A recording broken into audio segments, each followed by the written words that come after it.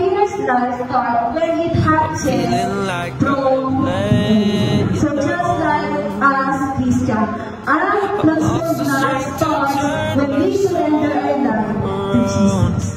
Kasi when we surrender our lives to Jesus, we will take time shell Lord. So that is the first stage of becoming God, to take the shell of your comfort soul.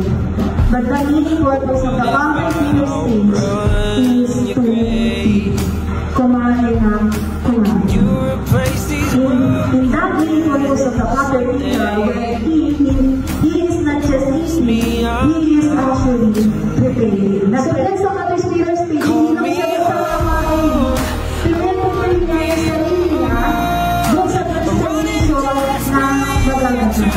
So ganun po tayo ay yung lahat ng mga palitan na nakakapagpapit sa'yo ng word of God.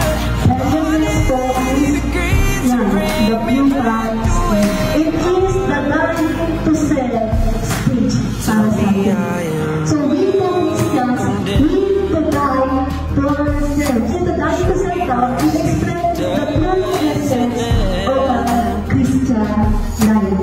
Once the mother Peter dies, then the mother God will come out.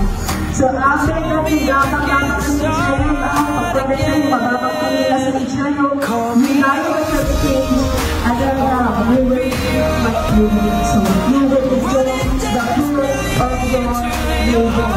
This is the becoming stage, and every season of life has come forward. So if you have to read this reality, you see every beautiful time. God has made you every beautiful in its own time and season.